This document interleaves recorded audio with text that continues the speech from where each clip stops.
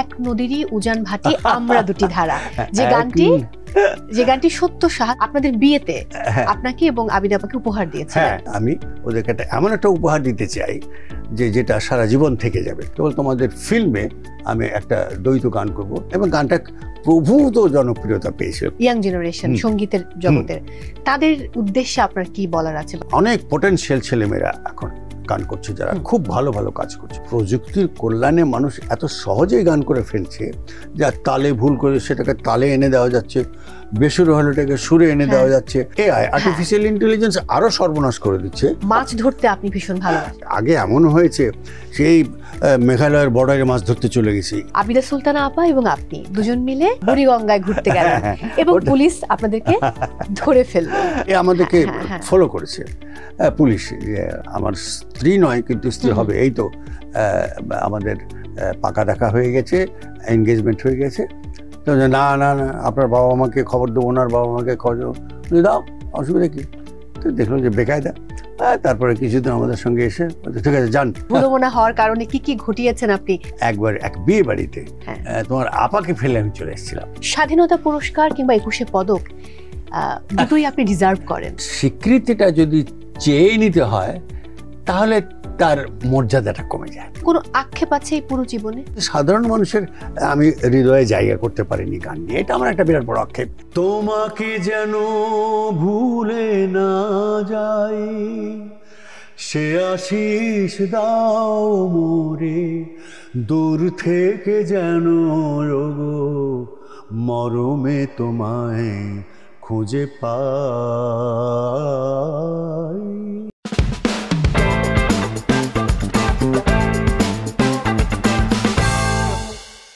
প্রিয় দর্শক, সবাইকে ওয়েলকাম করছি ICCL প্রেজেন্স TBS স্পটলাইটে। সঙ্গে আছি মৌসুমী মৌ। এই মুহূর্তে দুটো গান খুব মনে পড়ছে। একটি গান আমার অসম্ভব প্রিয়, তুমি আমার মনের মানুষ মনেরই ভেতর, তুমি আমার জান বন্ধু অন্তরে অন্তর। আবার এই গানটির কথা মনে পড়ছে, এক হৃদয়হীনার কাছে হৃদয়ের দাম কি আছে। আরো অনেক গান এই মুহূর্তে মাথায় আসছে। দর্শক, আজ আমার সঙ্গে এমন একজন রয়েছেন সঙ্গীতাঙ্গনে, অর্থাৎ বাংলাদেশের সঙ্গীত আকাশে যে কজন মহিরুহু বা বটবৃক্ষ আছেন দর্শক, তাদের মধ্যে তিনি অন্যতম, এবং যাদের ছায়া তলে আমাদের এই সঙ্গীতাঙ্গন অনেক বেশি সুশীতল হয়, তাদের মধ্যে তিনি অন্যতম। আমাদের সঙ্গে রয়েছেন অত্যন্ত গুণী এবং জনপ্রিয় সঙ্গীত শিল্পী, আমাদের ভালোবাসার শ্রদ্ধেয় রফিকুল আলম। কেমন আছেন? খুব ভালো আছি, সত্যি রে খুব ভালো আছি। অনেকদিন পর দেখা হলো, আর আপনি আড্ডায় থাকলে আড্ডা জমে এই জন্য যে আপনার ভুলে যাবার অনেক প্রবণতা আছে, সেই ভুলো মনের গল্প অনেক শুনি। তবে আজকে একটু ভিন্ন গল্প শুনবো। হ্যাঁ বলো। এই যে একজন সঙ্গীতের মানুষ রফিকুল আলম, তাকে আমরা জানি, কিন্তু এই গল্পের বাইরে গিয়েও আপনার এডুকেশনাল ব্যাকগ্রাউন্ড কিন্তু অনেক স্ট্রং, এবং সেটা আপনি বিদেশে পড়াশোনা করেছেন। আমি একটু পড়াশোনার গল্প দিয়ে আজকে গল্পটা শুরু করতে চাই। আমার হলো কি, আমাদের পরিবারে গানের যে পরিবেশটা ছিল এবং আছে, যেমন আমার বড় ভাই খুব নামকরা শিল্পী ছিলেন, আমার ছোট ভাই খালেকুজ্জামান এবং মেজো ভাই ডক্টর সরওয়ার জাহান বাংলা সাহিত্যের মানুষ, কিন্তু প্রচণ্ড জনপ্রিয় একজন সঙ্গীত শিল্পী ছিলেন। আমাদের বাড়িতে একটা মাহল যেটাকে বলে সেটা ছিলই, তার প্রভাব তো ছিলই, এবং তার প্রভাবে আমার সন্তান ফারশিদ তো এখন প্রতিষ্ঠিত একজন শিল্পী। কিন্তু হলো কি, আমার যারা অগ্রজ ছিলেন, যারা আমার বড় ভাই সমান এবং চাচা বাবা চাচারা এবং অন্যান্য শুভাকাঙ্ক্ষী যারা ছিলেন, তারা বলে ঠিক আছে গান করছো করো বাবা, কিন্তু লেখাপড়াটা করতে হবে, না হলে হবে না। এই শাসনটা ফ্রম উইদিন আমার ভেতরেও ছিল, আর ওদের পারিবারিক প্রভাবও ছিল। ফলে আমি লেখাপড়া করেছি রাজশাহী গভর্নমেন্ট কলেজে, তারপরে রাজশাহী ইউনিভার্সিটিতে পলিটিক্যাল সায়েন্সে অনার্স করেছি এবং মাস্টার্স করেছি রাজশাহী বিশ্ববিদ্যালয় থেকে। পরবর্তীকালে চাকরিতে জয়েন করার পর আমার পোস্ট গ্র্যাজুয়েশন করার সুযোগ হলো।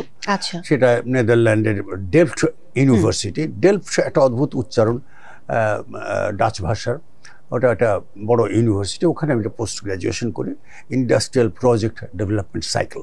এটা খুবই ওয়ার্ল্ড ব্যাংকের খুব বিখ্যাত একটা কনসেপ্ট। এটার উপরে আমার একটা ডিগ্রি আছে, পোস্ট গ্র্যাজুয়েশন, এবং ওটাতে আমি ডিস্টিংশনও পেয়েছিলাম। আচ্ছা। এই হলো আমার একাডেমিক ক্যারিয়ার। আর লেখালেখি তেমন কিছু করিনি, বাংলা একাডেমিতে চাকরির সূত্রে আমার লেখার অনেক সুযোগ হয়েছিল, কিন্তু লেখালেখি খুব একটা হয়নি। এটা কেন হলো না? ইচ্ছা করে কি ভুলমনা?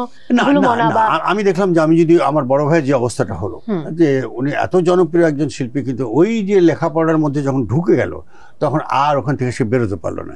ওটা আমার ছিল বিরাট শিক্ষা, যে না, লেখাপড়াতে আর ঢুকবো না, ঢুকলে আমি আর বেরোতে পারবো না। কারণ আমাদের পরিবারে শিক্ষকের সংখ্যা অত্যধিক বেশি, এবং শিক্ষা দীক্ষার সঙ্গে আমার আগের জেনারেশন পরের জেনারেশনে যুক্ত, ফলে ওইখানে আমি আক্রান্ত হতে চাইনি। এটা হলো মূল কারণ। আচ্ছা, এই যে আপনার পরিবারের দিকেও অনেক অনেক শিল্পী, আবার যদি আবিদা আপার দিকে তাকাই, হ্যাঁ, রেবেকা সুলতানা শ্রদ্ধেয়, চিত্রা সুলতানা, সালমা সুলতানা, এবং চিত্রা সুলতানা, তারপরে ওই যে শওকত আলী ইমন, তো খুব বিখ্যাত, সুমন ভাই পেন্টাগনের, এত বড় একজন। ওই দিকটাও কিন্তু আপনার শালা, মানে সুমন্দি শালি, বা আমি ঠিক জানি না যে বউয়ের বড় বোনদেরকে কি বলে, জ্যেষ্ঠ জেঠাশি, তারা সবাই জেনারেশন এসেছে।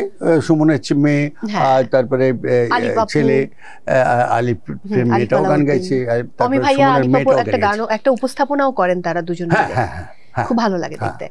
আমার ছেলে এবং আলিফ মিউজিক বাজ, খুব খুব মডার্ন একটা শো তারা হোস্ট করেন দুজন মিলে। শুরুতে যে গানটির কথা বলছিলাম, এক হৃদয়হীনার কাছে হৃদয়ের দাম কি আছে, এই গানটি নিয়ে একটা মজার গল্প রয়েছে, যে আপনি গানটি গাইবার পর নায়ক জনপ্রিয়তা পাওয়ার পর নায়ক জাফর ইকবাল এই গানটি বিটিভিতে লিপসিং করেছিলেন। এবং এটা হলো কি, এটা ছোট্ট গল্প আছে। ওর বেচারার আমাকে তো ভীষণ শ্রদ্ধা করতো, ভীষণ, মানে সিনিয়র হাদি ভাই, জব্বার ভাইদেরকে যতখানি না শ্রদ্ধা করতো, তাকে বেশি করতো আমাকে। তার কারণ সে তো মিউজিশিয়ান, সে তো গায়ক ছিল।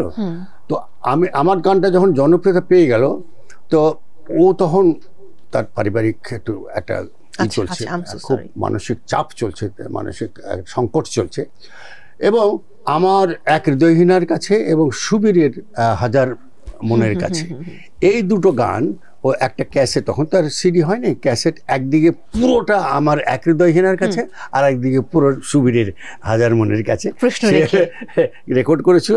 এবং ঠিক রাত 1:15 দিয়ে ঠিক ফোন করতো এবং শুনতো, আর খালি কাঁদতো যে কেন আপনারা এইগুলো গান গাইলেন। তারপর একদিন আমাকে অনুরোধ করে বসলো যে আমি এই গানটা লিপসিং করবো। আমি যে তুমি তো গাইতে পারো, যে না না, আপনার গাওয়াটার উপরে আমরা যেমন ফিল্মে লিপসিং করি সেরকম করবো। তারপর টেলিভিশনের কোন একটা যেন ম্যাগাজিন অনুষ্ঠানে ও আমার গানটার উপরে লিপসিং করেছিল। তো আই ওয়াজ ভেরি হ্যাপি যে তখন অনেক জনপ্রিয় একজন আর আমাকে যেহেতু খুব পছন্দ করে, ওকে এই অনুমতি দিয়েছিলাম, এবং সুন্দর লিপসিং করেছিল আমার এই গাওয়াটার উপরে। যে কারণে মানুষ খুব কনফিউজ করে যে এটা কি জাফর ইকবালের। এই গানটি লিখেছিলেন আব্দুল হাই আল-হাদি, আর আলাউদ্দিন আলী সুরে ছিল গানটি। এবং এটা বলতেই হয়, এক হৃদয়হীনার কাছে কথাটা প্রথম 2 লাইনটা 4 লাইন কিন্তু আলাউদ্দিন আলীরই লেখা। ও আচ্ছা, এটা জানা ছিল না। 2 লাইন, পরেরটুকু আব্দুল হাই আল-হাদি লিখেছে। এবং এই গানটা কথাটা এত প্যাশনেট কথা, যে কারণে এই গানটা তো আমার রেকর্ডিং হলো 76-এ, দেখো কত আগে, অনেক আগের কথা। 86-এর দিকে এসে আমাদের শ্রদ্ধেয় মান্না দে একটা গান করলেন, সেখানে এই একটা লাইন লাগিয়েছেন, এক হৃদয়হীনার কাছে, এরকম থার্ড লাইনটা। তা আমি বললাম যে দাদা, যখন বাংলাদেশে এলো, আমি যে আমার দাদা, আপনার আগে তো আমার এই একটা লাইন আছে এবং সুরটাও প্রায় একই রকম, এরকম। হ্যাঁ, তো তাই নাকি? এটা কিন্তু হয় যে মানুষের একই মনের কথাগুলো এক হয় অনেক সময়। ওটা যেহেতু গীতিকার এই গানটা শুনেছেন, আমি নিশ্চিত শুনেছেন, তো বলছি তাই রেখেছে, পুলককে তো জিজ্ঞেস, অর্থাৎ পুলক বন্দ্যোপাধ্যায়। তো আমার মনে হলো যে কেন এটা গান শুনতে পেলে, তখন আমাদের গান ওরা কেবল বেশ শুনতে শুরু করেছে। হ্যাঁ, কলকাতার মানুষরা, আমাদের কমার্শিয়াল সার্ভিস কলকাতাতে খুব রেডিও কমার্শিয়াল সার্ভিস জনপ্রিয় ছিল, এবং গীতিকার হয়তো ওই জন্য যেখানে থার্ড লাইন এক হৃদয়হীনার কাছে একেবারে কথাটা লাগিয়েছে, এই আর কি। তো গানটার মধ্যে কৃতিত্ব গীতিকার এবং আমাদের প্রখ্যাত সুরকার আলাউদ্দিন আলী, এর মতো সুরকার আমরা কবে পাবো জানি না। তো সেটা চাইতে আমার ভূমিকা খুব একটা বেশি নয়, কিন্তু কথাটা ঠিক, গানটার যে কম্পোজিশন, এত রিচ কম্পোজিশন বাংলাদেশে অসাধারণ, খুব কম গান অসাধারণ। এবার অন্য গানের প্রসঙ্গে যাব। সেই গানের একটা চমৎকার গল্প রয়েছে, এক নদীরই উজান ভাটি আমরা দুটি ধারা, যে গানটি সত্য সাহা, শ্রদ্ধেয় সত্য সাহা, তিনি আপনাদের বিয়েতে আপনাকে এবং আবিদ আপাকে উপহার দিয়েছিলেন। সেটা একটু চমৎকার কাহিনী। তখন আমরা ফিল্মে গান গাওয়া শুরু করেছি। আমি সত্যদাই আমাকে ফিল্মে নিয়ে এসছেন, আর তখন আমার লাকির আখান্দের গাওয়া তোমাকে যেন ভুলে না যায় গানটা জনপ্রিয় হয়েছে। তো আমাদের বিয়ের অ্যারেঞ্জমেন্ট তো হলো টলো।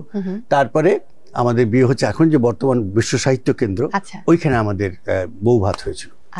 তো ওখানে সব সঙ্গীত পরিচালক, মিউজিশিয়ান, গায়ক সবাই এসেছিল উপহার নিয়ে। তো সত্যদা বলছে তোমাদেরকে আমি কোনো উপহার দেবো না। আমি না, তাদের উপহার লাগবে না। হ্যাঁ, সবাই বলছে, সবাই কেউ হাত ভয়ে বলছে কেন দিবি না, বলছে তা বলছে না আমি দেবো না। আচ্ছা, বললে আমি ওদেরকে এমন একটা উপহার দিতে চাই যেটা সারা জীবন থেকে যাবে। তখন আমরা ফিল্মে কোনো দ্বৈত গান করিনি, রেডিওতে দুই একটা গান করেছি। তখন আমাদের বিয়ে হয়নি, যখন গান গিয়েছে, তখন তোমাদের ফিল্মে আমি একটা দ্বৈত গান করব। গানটা একটা লোক সুরের গান, তোমরা যে ধরনের গান করো না সেই ধরনের গান, খুব মিষ্টি একটা রোমান্টিক গান। ওই তখন দ্বৈত গান, এবং গানটা প্রভূত জনপ্রিয়তা পেয়েছিল, খুবই জনপ্রিয় হয়েছে। তার মানে হচ্ছে যে সিনেমায় প্লেব্যাকের ক্ষেত্রে এই গানটি দুজনের প্রথম একসঙ্গে গাওয়া, প্রথম। এবং উনি উপহার দিলেন, বলেন যে সারা জীবন যাতে থেকে যায় তোমাদের। সত্যি তাই, দারুণ ব্যাপার। আরেকটা মানে বাতিক আছে আপনার, সেটা হচ্ছে মাছ ধরা। মাছ ধরতে আপনি ভীষণ ভালোবাসেন। এখনো মাছ ধরি আমি আর হাদি ভাই। এটা এই আমাদের মাছ ধরার দিকে নিয়ে গেছে লতিফ ভাই, আব্দুল লতিফ সাহেব, বিখ্যাত সেই ওরা আমার মুখের ভাষা কাইরা নিতে জানি, উনি খুব মাছ ধরতেন। তা আমাদেরকে রমনা পার্কে প্রথম আমরা মাছ ধরতে গেলাম। তো আমি বসিনি, পরে খুব নেশা হয়ে গেল ওনাদের সঙ্গে যাতায়াত করতে করতে গিয়ে। সৈয়দ আব্দুল হাদি এবং আপনি সর্বশেষ কবে মাছ ধরেছেন? এই তো মাস 6 আগেও। তাহলে তো খুবই রিসেন্ট সময়। হ্যাঁ, ওটা এখন আমরা খুব দূরে যাই না। আগে এমন হয়েছে সেই মেঘালয়ের বর্ডারে মাছ ধরতে চলে গেছি, এদিকে কুষ্টিয়ার জগতিতে আমরা ড্রাইভ করে মাছ ধরতে চলে গেছি। এখন একটু দূরে কম যাই, এই জয়দেবপুর, তারপরে এদিকে নরসিংদীর এদিকে আমাদের বন্ধু বান্ধব যাদের পুকুর আছে, কম্পিটিশনের যে সমস্ত মাছ ধরা হয় ওখানে আমরা যাই না। পরিচিত আমাদের বন্ধু বান্ধবের বড় পুকুর আছে, বড় মাছ আছে, গেলাম, গিয়ে একটু সময় কাটলাম, এই আর কি। আরে বাহ, দারুণ ব্যাপার। আবার তো গানে গানে আমার কথা বলতে আজকে খুব ভালো লাগছে। যে গানটি শুরুতে বলছিলাম, তুমি আমার মনের মানুষ, মনেরই ভেতর, শ্রদ্ধেয় সাবিনা ইয়াসমিন এবং আপনি গিয়েছিলেন, শ্রদ্ধেয় গাজী মাজরুল আনোয়ারের লেখা এবং শ্রদ্ধেয় আলাউদ্দিন আলীর সুরে। স্বপ্নের পৃথিবী, ওই যে সালমান শাহ।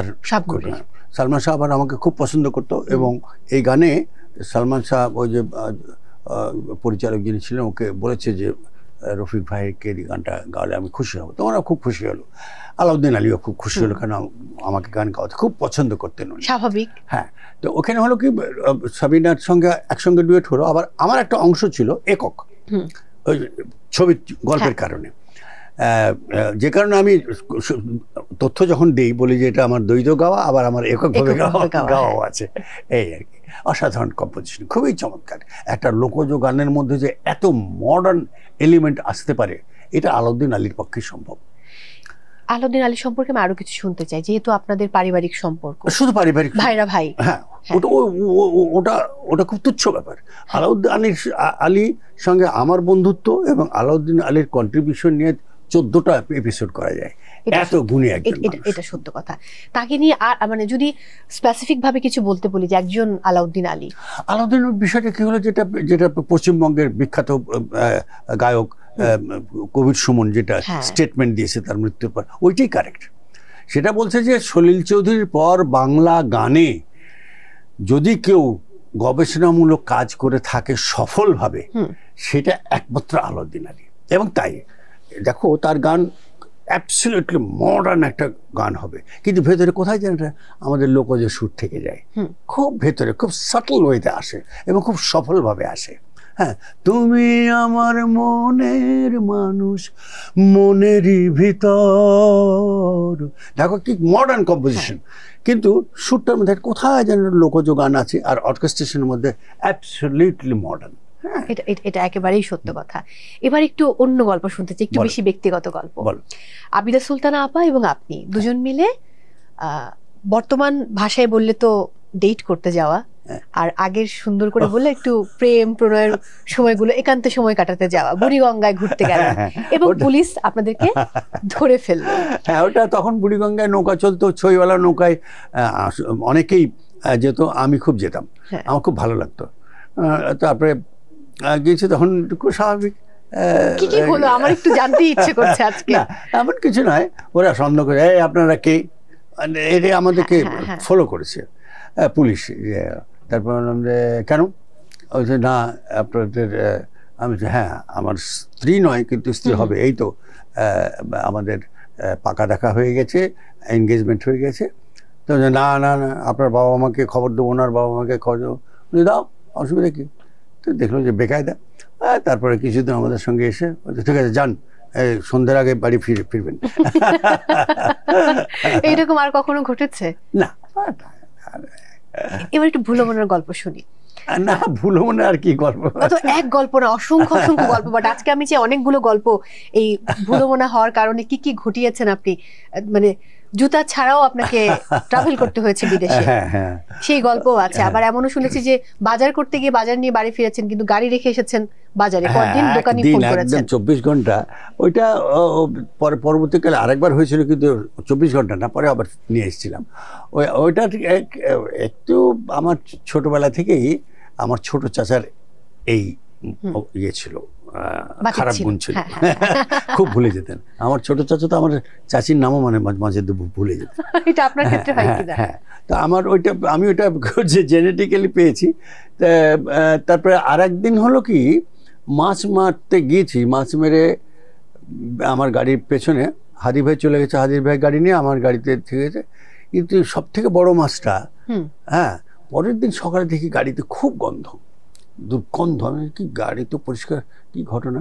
রাত্রে এসেছি এবং প্রায় 24 ঘন্টার মতো হয়ে গেছে, খুব গন্ধ। ওই নামানো হয়নি পেছন থেকে।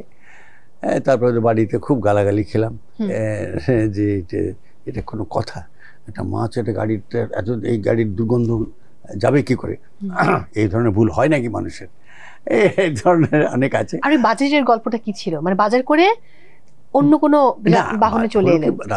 আমি তখন, আমার খুব ছোটবেলা থেকে আমি এই কিচেন গার্ডেন, আই মিন মার্কেটে, অর্থাৎ আমাদের সবজি বাজারে আমি বাজার করার অভ্যাস ছিল, এখনো আছে সেটা। তো গাড়ি নিয়ে গিয়েছি, ফেরার সময় মিনতি নিয়ে, কুলি নিয়ে বাজার করে ওর সঙ্গে কথা বলতে বলতে বলতে চলে এসেছি, গাড়িটা থেকে গেছে। তারপরে সকালেও সেদিন ছিল সানডে, তখন অফিস, গাড়ির দরকার হয়নি। বিকেল বেলায়, তখন কি সানডে বন্ধ ছিল? হ্যাঁ, আচ্ছা। বিকেল বেলায় একজন ওখানকার বাজারের লোক বলে, স্যার আপনার গাড়িতে ধুলা জমে গেছে। আমি যে কোথাও, কেন আমার গাড়িতে কি? বলছে আপনি গাড়ি আনেন নাই, গাড়ি বাজারে আছে, আমরা দেখে রেখেছি, কিন্তু ধুলা টুলা পড়ে গেছে। এই তারপর আনলাম গাড়ি গিয়ে।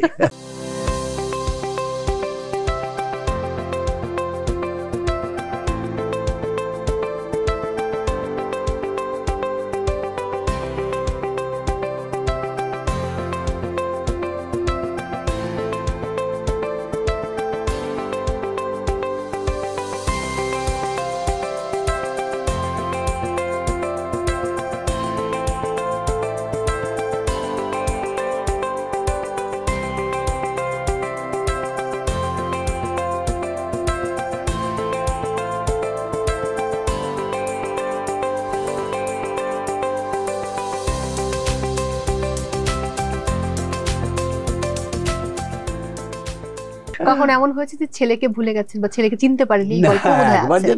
একবার না দুইবার একটা কাহিনী হয়েছে। একবার ইন্টারকন্টিনেন্টালে, একবার এক বিয়ে বাড়িতে তোমার আপাকে ফেলে আমি চলে এসেছিলাম, গল্প করতে করতে, বন্ধু বান্ধবের সঙ্গে গল্প করতে চলে, হঠাৎ মনে লাগে ওখানে তো ও আছে, আমার জন্য ওয়েট করবে। আবার গেছি দুইবার, একবার ইন্টারকন্টিনেন্টাল হোটেলে একটা প্রোগ্রাম করার পর প্রোগ্রাম করেছি, আর মিউজিশিয়ানরা আছে, আমি গাড়ি, তখন আমি নিজেই ড্রাইভ করতাম, গাড়ি নিয়ে ইয়ের থেকে, পার্কিং থেকে বের হয়ে চলে এসেছি, বেশ কিছুদিন গিয়ে আবার ফেরত আসতে হয়েছে এরকম। এগুলোর জন্য আপনার কাছে বকা খেতে হয় না? বকা নিরন্তর, এখন আমার ছেলের কাছে বকা খাই, ওর কাছে তো খাই, আবিদার কাছেও তো খেয়েছি, এখন আমার ছেলেও বকা দেয়। খুব স্বাভাবিক ব্যাপার, যে এরকম হলে তো হবেই সেটা। আমরা এবার অন্য গল্পে যাব। বর্তমান সময়ের যারা কাজ করছে, ইয়াং জেনারেশন সঙ্গীতের জগতের, তাদের উদ্দেশ্যে আপনার কি বলার আছে বা কি বলতে চান? দেখো, আমাদের ছেলে মেয়েদের সম্পর্কে যারা গান করছে, নতুন প্রজন্মের ছেলে মেয়েদের সম্পর্কে খুব কটু কথা বলে অনেকে, আমি কিন্তু বলি না। অনেক পোটেনশিয়াল ছেলেমেয়েরা এখন গান করছে, যারা খুব ভালো ভালো কাজ করছে, যাদের কণ্ঠ ভালো, কম্পোজিশনে কিছু কিছু ছেলেপেলে করছে। হয়তো আগের দিনের মিউজিক ডিরেক্টর আলাউদ্দিন আলী, বুলবুল, শেখ সাদী খান, সত্যদা, এদের মতো হয়তো অত ভালো কাজ হচ্ছে না, কিন্তু কাজ খুব ভালো হচ্ছে। এবং একটা কি কারণে এই নতুন প্রজন্মের মানুষদেরকে এরা অপছন্দ করছে, আমাদের এজ গ্রুপের মানুষরা এবং তথাকথিত সমালোচকরা, যে গানের কিন্তু ধারা পরিবর্তন হয়। আমি ধারা শব্দটা ব্যবহার করলাম, ইংরেজিতে যেটাকে আমরা বলি ফর্ম, আঙ্গিক, আমি আঙ্গিক কথাটা ব্যবহার করি। এটি কিন্তু পরিবর্তন হয়। এই পরিবর্তনটা মেনে নেওয়া খুব কঠিন, কিন্তু আমার মতো মানুষ এটার মেনে নেওয়া কঠিন, কারণ আমরা আসছি মূলধারার সঙ্গীত থেকে। আর এখন যারা করছে তারা মিক্সড একটা, তাদের মধ্যে শাস্ত্রীয় সঙ্গীত অল্প স্বল্প আছে, পাশ্চাত্য সঙ্গীতের প্রভাব বেশি। আরও একটা বিষয় আছে যে এরা খুব সহজ কাজ করতে চায়, কথার মধ্যে তেমন কোনো কাব্যবোধ না থাকলেও, কাব্যচিন্তা না থাকলেও সেটাকে গান করে ফেলছে। সেটা আমাদের এজ গ্রুপের মানুষ খুব একটা পছন্দ করে না। আর সুরের মধ্যেও খুব একটা বৈচিত্র্য কিংবা একেবারে কঠিন কর্ড লাগানো, কঠিন নোট লাগানো, এটা এখনকার শ্রোতাও যেমন পছন্দ করছে না, আমাদের যারা গান করছেন তারাও করছেন না। এটা শুধু বাংলাদেশে না, সারা পৃথিবীময়, সারা পৃথিবীতে। এই যে ভারত এত বড় একটা ট্যালেন্টেড দেশ, এত লক্ষ লক্ষ ট্যালেন্টেড লোক আছে, ওখানেও কিন্তু ওই রকম গান কিন্তু হচ্ছে না। হ্যাঁ, যেটার সঙ্গে আমরা সুরের প্রাধান্য থাকে, কাব্যের প্রাধান্য থাকে, বক্তব্যের প্রাধান্য থাকে, তো এটা করছে। তবে এ কথা ঠিক, প্রযুক্তির কল্যাণে মানুষ এত সহজেই গান করে ফেলছে, যা তালে ভুল করে সেটাকে তালে এনে দেওয়া যাচ্ছে, বেসুরে হলে এটাকে সুরে এনে দেওয়া যাচ্ছে। তারপরে এখন যেটা তুমি একটু আগে জিজ্ঞেস করছিলে আমাকে, এই যে আর্টিফিশিয়াল ইন্টেলিজেন্স, আর্টিফিশিয়াল ইন্টেলিজেন্স আরও সর্বনাশ করে দিচ্ছে। যে আর্টিফিশিয়াল ইন্টেলিজেন্সকে আমি যদি একটা কমান্ড করি যে আমাকে একটা তুমি শরতের উপরে একটা আধুনিক গান করে দাও, তো সে 5-6 সেকেন্ডের মধ্যে একটা চমৎকার আধুনিক গান, প্রেমের গান দিয়ে দিচ্ছে আমাকে। তারপর আমি বলছি এটাকে একটা তালে ফিট করে দাও, সে করে দিচ্ছে। তারপর আমি বলছি এটা একটা C6 কর্ডের উপরে তুমি একটা সুর করে দাও, সেটাও করে দিচ্ছে। তারপরে আরো যেটা হলো, যেটা হচ্ছে ভয়েস স্যাম্পল করা যায়, অর্থাৎ তুমি গান গাইবে, আমার ভয়েসে রেকর্ডিং হয়ে যাবে। তাহলে কি হলো? তাহলে প্রযুক্তি একেবারে সর্বনেশের কাজ শুরু করে দিল। প্রযুক্তি আমাদেরকে দিয়েছে বেগ কেড়ে নিয়েছে। হ্যাঁ, ওটা তো আছে, ওটা তো আছেই, কিন্তু প্রযুক্তি এখন শুধু গতি নেয় না, প্রযুক্তি এই পর্যায়ে একেবারে আমাদের ক্রিয়েটিভ কাজের জন্য একটা সর্বনাশের দ্বার খুলে দিয়েছে। এটা সত্য, এইটাই একটা অসুবিধা। এটা আপনার সাথে আমি সম্পূর্ণ একমত। আমার একটা কথা আছে, প্রযুক্তি যদি তুমি খুব উপযুক্ত ব্যবহার করতে পারো তাহলে কিন্তু অসাধারণ কাজ করে। এটা সত্য কথা। ওই জায়গাটাতেই বোধহয় আমরা পিছিয়ে আছি। আমরা নয়, খুব বিভ্রান্ত। সারা পৃথিবীর মানুষ গানের ক্ষেত্রে, ক্রিয়েটিভ কাজের ক্ষেত্রে মানুষ খুব বিভ্রান্ত হয়ে গেছে।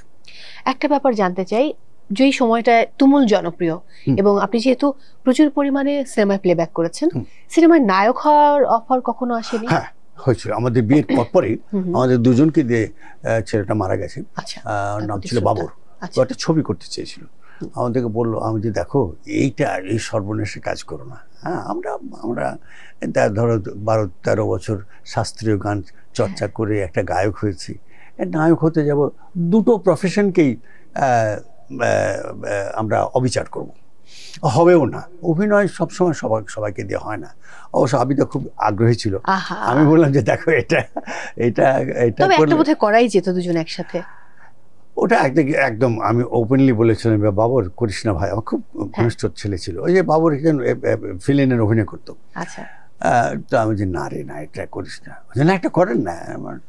তারপরে আমি সত্যদাকেও বলা, বলছি না তোমরা না করো না, ওটা তোমাদের কাজ না। আচ্ছা, আর করা হয়নি। একটা বিষয়, যদিও এই বিষয়টা কতটুকু উচিত হচ্ছে আমার জিজ্ঞেস করাটা, আমরা জানি যে আপনি একজন স্বাধীন বাংলা বেতার কেন্দ্রের শব্দ সৈনিক, সেটা অস্ত্র দিয়ে যুদ্ধ করুন কিংবা কণ্ঠ দিয়ে যুদ্ধ করুন। পরবর্তী সময়ে এসে আপনার সমসাময়িক যারা, বা আপনি যেই মাপের একজন শিল্পী, একজন গুণী শিল্পী, স্বাধীনতা পুরস্কার কিংবা 21শে পদক দুটোই আপনি ডিজার্ভ করেন, কিন্তু আপনি নিজের থেকে কখনো কি বলে এটাকে অ্যাপ্লাই করেননি, করতে হয় আমি আবেদনই করেননি কখনো। এটার কি বিশেষ কোনো কারণ আছে? এটা খুবই একেবারে ব্যক্তিগত, যে এখন ধরো স্বীকৃতিটা যদি চেয়ে নিতে হয় তাহলে তার মর্যাদাটা কমে যায়। হ্যাঁ, সত্য।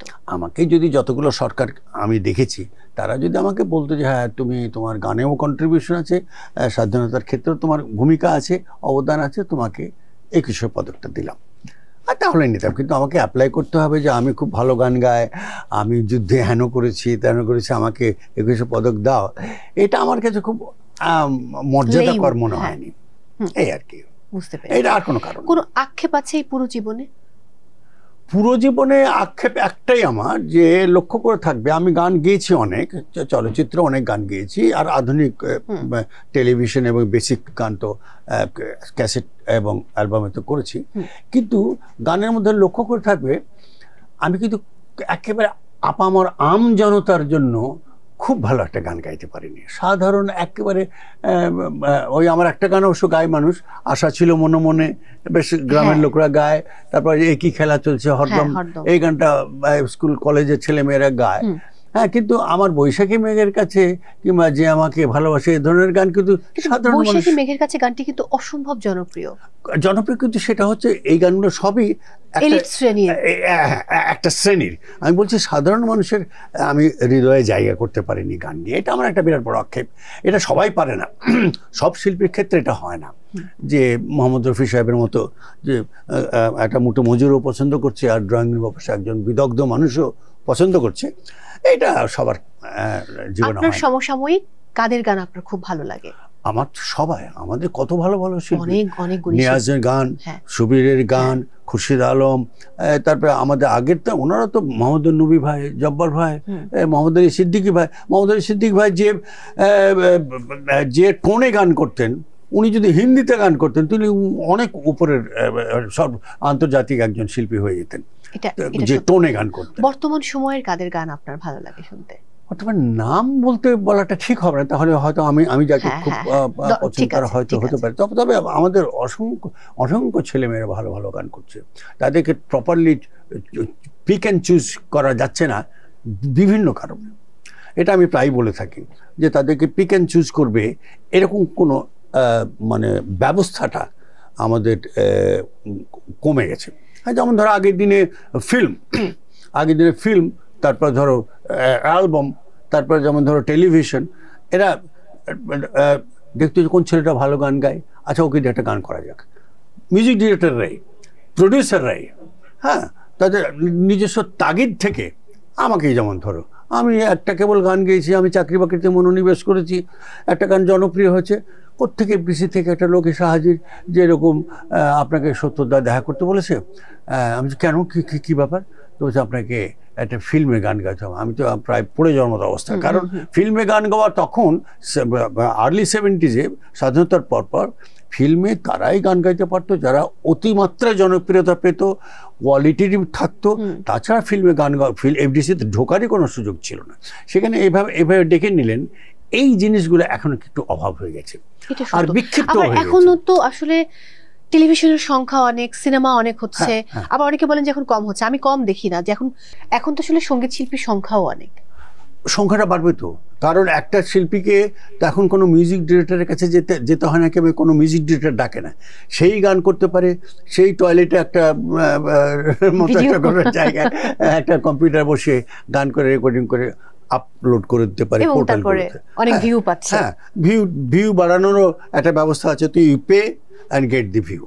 হ্যাঁ, এটাও আছে, যে কারণে শিল্পীর সংখ্যা তো বাড়বেই, কারণ এত সহজলভ্য হয়ে গেছে। ফলে যারা অশিল্পীদেরকেও আমি শিল্পী বানাতে পারবো। একেবারে তো একদম শেষ প্রশ্ন, নিজের আত্মজীবনী হ্যাঁ, লিখবেন কিনা? ও, তুমি একটা খুব মূল্যবান কথা বলেছো। এটা যে কত চাপ আছে আমার উপরে, অনেক প্রকাশক আমাকে বলেছে যে আপনাদের এত বর্ণাঢ্য জীবন, শুধু গান তো নয়, বিভিন্ন রকম আপনাদের জীবন খুব সমৃদ্ধ। আপনারা লিখলে হয় কি, একটা আপনারা যা লিখবেন সেটাই একটা ইতিহাসের উপাদান হয়ে যাবে। অতএব লিখুন। অনেক আমাদের প্রকাশকরাও বলেছেন, আর বন্ধু বান্ধব তো বলে। এইটা হয়েছে কি, এবং লিখলে আমি চিন্তা করে দেখেছি, লিখলে যে খারাপ হবে তা কিন্তু নয়। হ্যাঁ, কিন্তু হয় লেখার জন্য যে পরিমাণ শ্রম, সময়। আপনি তো এটা অনুলিখনও করতে পারেন, কিংবা আপনার কাছে শুনে কেউ লিখতে পারে, চান না? না, ওটা আমি চাই না। যে যদি কখনো লিখে আমি নিজেই লিখবো, যাতে আমার ভাষাতে তাহলে আমার মনে হয় লেখাটা উচিত। যদি লিখেন তাহলে তার নাম কি হবে? সেটা ভাবিনি, তবে হ্যাঁ, এই কথাও ঠিক, ভাবিনি যে একবারে বলা যাবে না। একটা শব্দ আমাকে খুব টানে, সেটা হলো দ্বিজতি। দ্বিজতি বলে একটা বাংলা শব্দ আছে, যার অর্থ হচ্ছে সীমানা।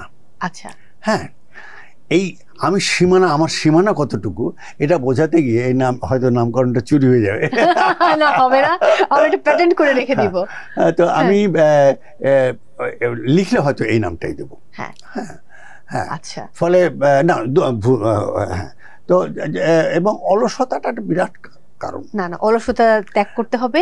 আমরা চাই যে আপনি আত্মজীবনীটি লিখুন, আমরা সেটা পড়তে চাই, আপনার সম্পর্কে আরো জানতে চাই। আবারও অশেষ কৃতজ্ঞতা আমাদেরকে সময় দেবার জন্য। অনেক ভালো থাকুন। একটা গান শুনে শেষ করতে চাই, তার আগে আমি একটু বিদায় নিয়ে নিচ্ছি।